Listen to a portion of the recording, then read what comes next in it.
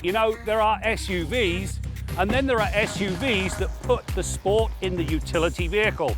On this edition of Test Drive, the AMG GLC 43.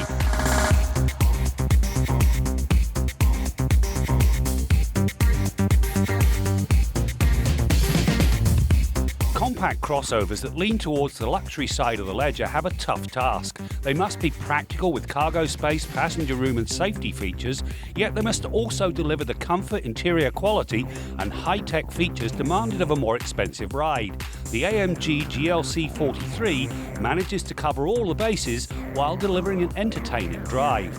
It's a blend that sets it apart from many of the pretenders in the segment.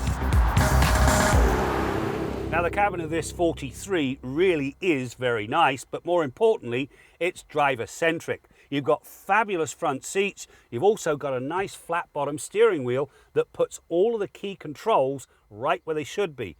Paddle shifters, drive mode, and suspension. And you can adjust the whole lot without taking your hands off the steering wheel. The other thing you get is on the infotainment system is something called track pace. Now, if you're in Europe, you can plot your performance around a number of different racetracks. Unfortunately, come to Canada, nothing here.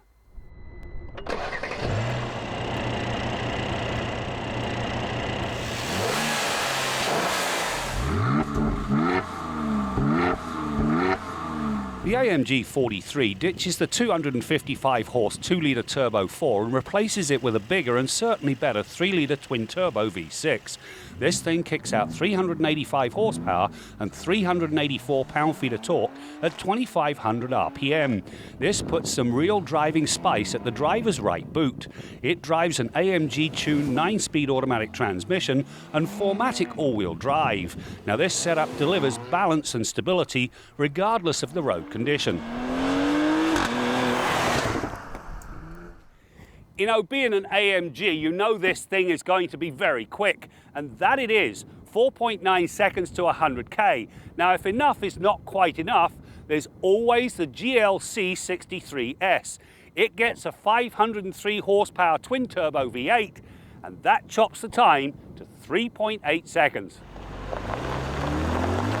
The tweaked 4MATIC setup sends 31% of the drive to the front wheels and 69% to the rear, but it has the ability to vary the front to rear torque split according to the needs. It's also capable of sending all of the power to the rear wheels, which brings that all-important rear drive feel.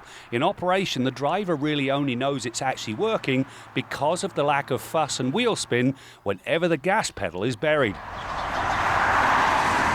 Now, just because this is a go-faster SUV does not affect its utility. In the back seat, there is lots of head and leg room. Now, when you move further rearward, you've still got all the usual cargo space. Now, when the seats are upright, 550 litres. Now, you simply do that, and now you have 1,600 litres of cargo space. The thing I don't like, this privacy cover, there's nowhere to store it when it's not in use. There should be somewhere under the trunk floor. The AMG Sport suspension combines air springs with multi-mode adaptive dampers. The ability to change the settings means it works equally well when tooling about town as it does when hammering through the pylons. Here there was very little body roll, the steering was fast without feeling twitchy, and thankfully the big brakes work without running into fade. The rest of the drive can also be tweaked through a range. It runs from Eco to Sport Plus, along with an individual mix and match mode. Pick comfort for the city and Sport Plus when you're out having fun. You know, the work to this GLC 43 really does take it to the next level. It is very fast, it handles like the Dickens, it's got a very nice cabin, and it's a lot of fun to drive. But you know, there's an old saying, if you're gonna go, go big. My suggestion, the GLC 63S.